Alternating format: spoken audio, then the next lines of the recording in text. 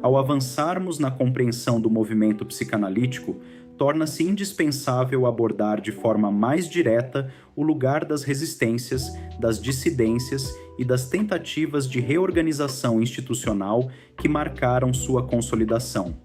O movimento não se fez apenas por adesões entusiasmadas, ele se fez também por silêncios, por rejeições oficiais, por disputas internas e por esforços deliberados de preservação de seus fundamentos teóricos. Freud adverte que não se deve superestimar o significado da rejeição por parte dos representantes oficiais da ciência.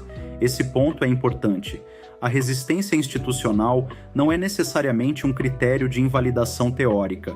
Ao contrário, quando retomamos a própria teoria da resistência, formulada a partir da clínica das neuroses, percebemos que toda formação nova encontra oposição proporcional ao que ameaça deslocar. A psicanálise, ao postular o inconsciente, o recalque e a sexualidade infantil como fundamentos estruturais da vida psíquica, desloca o narcisismo cultural. E isso não ocorre sem reação. A expansão geográfica da psicanálise trouxe consigo também uma ampliação temática. A teoria, inicialmente centrada nas neuroses, passa a dialogar com a literatura, com a mitologia, com a antropologia e com a religião. Em Totem e Tabu, Freud aplica o método analítico às origens da organização social, da moral e da proibição do incesto. O complexo de Édipo deixa de ser apenas uma estrutura individual e passa a ser articulado como fundamento da cultura. Em O Xiste e sua relação com o inconsciente, o mecanismo do humor revela a operação dos mesmos processos inconscientes descritos no sonho. A teoria deixa de ser exclusivamente psiquiátrica e passa a operar como método de investigação das produções culturais. Esse movimento, entretanto, não se deu sem novos embates. Quando Jung propõe ampliações simbólicas e enfatiza dimensões coletivas da psique, ele desloca o eixo libidinal freudiano. A libido, para Freud, mantém seu fundamento sexual, ainda que não restrito ao genital. A sexualidade, tal como formulada nos 3 ensaios, é pulsional, polimorfa, atravessa a infância e estrutura a subjetividade. Ao se dessexualizar o conceito de libido, altera-se o núcleo da teoria. A ruptura entre Freud e Jung não é apenas pessoal, é teórica, e é por isso que Freud insiste em A História do Movimento Psicanalítico, na necessidade de delimitação conceitual. Algo semelhante ocorre com Adler. Ao enfatizar a vontade de poder e a compensação de sentimentos de inferioridade como motores fundamentais da vida psíquica, Adler desloca o conflito pulsional para uma lógica predominantemente egóica. Freud critica essa posição por reduzir o papel do inconsciente e por privilegiar explicações conscientes e teleológicas. A teoria adleriana, ao propor a psicologia individual, constitui-se como sistema alternativo. E aqui está um ponto central. A psicanálise freudiana evita se apresentar como sistema fechado. Ela se define como método de investigação do inconsciente, não como teoria totalizante da personalidade. O debate interno também levou Freud a propor mecanismos de organização institucional. A fundação da Associação Psicanalítica Internacional, em 1910, visava não apenas difundir a psicanálise, mas também protegê-la de apropriações indevidas e distorções conceituais. A ideia de formação regulada, incluindo análise pessoal, supervisão e estudo teórico, nasce como tentativa de preservar a coerência do método. A transferência, que na clínica é instrumento de trabalho, torna-se também eixo da transmissão. A formação analítica não se reduz ao domínio intelectual da teoria.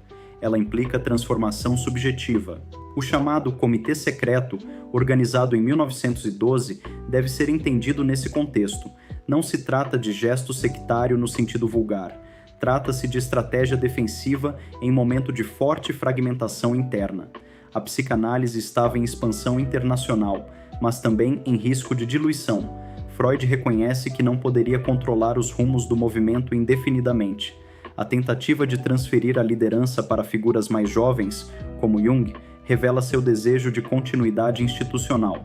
Contudo, as divergências conceituais tornaram esse projeto inviável. É igualmente relevante destacar a presença feminina no movimento psicanalítico. Em um contexto histórico no qual a participação das mulheres na vida intelectual era restrita, a psicanálise abriu espaço significativo. Anna Freud, Melanie Klein, Sabina Spielrein, Lu Andrea Salomé e Marie Bonaparte, entre outras, desempenharam papéis decisivos na consolidação e no desenvolvimento da teoria.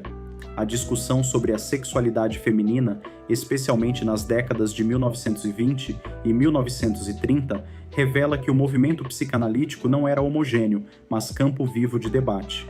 Na Conferência sobre a Feminilidade de 1933, Freud afirma que existe uma única libido, a serviço tanto da função sexual masculina quanto feminina. Essa posição contrasta com leituras que atribuíam primazia exclusiva ao masculino. A teoria da bissexualidade psíquica, presente desde os 3 ensaios, sustenta que a constituição subjetiva não pode ser reduzida a uma lógica unívoca de gênero. O debate interno sobre essas questões demonstra que o movimento psicanalítico também foi espaço de elaboração crítica. As propostas de Rank, especialmente sobre o trauma do nascimento, introduzem outra linha de divergência. Ao deslocar o eixo explicativo para o evento do nascimento, Rank relativiza o lugar central do complexo de Édipo. Freud reconhece o valor de algumas contribuições, mas mantém a centralidade da organização edípica e das fases do desenvolvimento psicossexual. A discussão não é secundária. Trata-se da arquitetura mesma da teoria do desenvolvimento.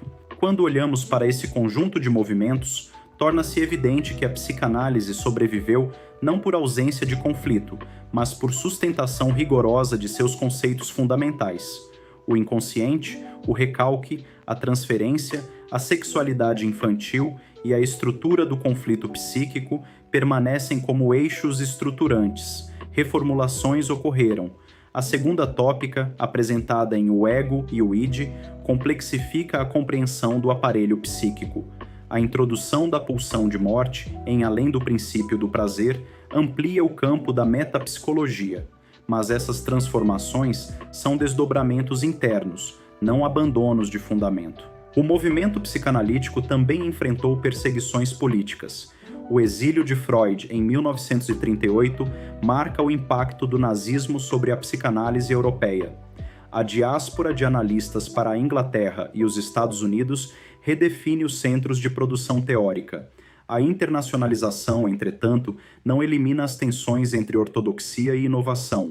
Compreender o movimento psicanalítico é reconhecer que ele é atravessado por transferência, resistência e repetição, não apenas na clínica, mas também em sua história institucional. A psicanálise não é uma doutrina imune ao conflito. Ela é método que nasce do conflito e que, por isso mesmo, carrega em sua trajetória as marcas das disputas que a constituíram. Ao revisitarmos esse percurso, somos convocados a uma posição ética. Não se trata de aderir a rótulos identitários, mas de sustentar o rigor conceitual que funda a psicanálise. As contribuições pós-freudianas são relevantes e ampliam o campo. Contudo, sem o retorno constante às formulações freudianas, perde-se a referência estrutural. O movimento psicanalítico continua vivo, na medida em que o método permanece operante na clínica e na reflexão teórica. Esta aula é parte de um percurso que não se faz com pressa nem com respostas prontas. A psicanálise se constrói no tempo, no contato com o texto, com o pensamento e, sobretudo, com a escuta. O que foi apresentado aqui não se esgota neste encontro. Ele serve como ponto de apoio para que novas perguntas possam surgir e para que o pensamento continue se aprofundando. A psicanálise não se oferece como um manual, ela se sustenta como uma experiência.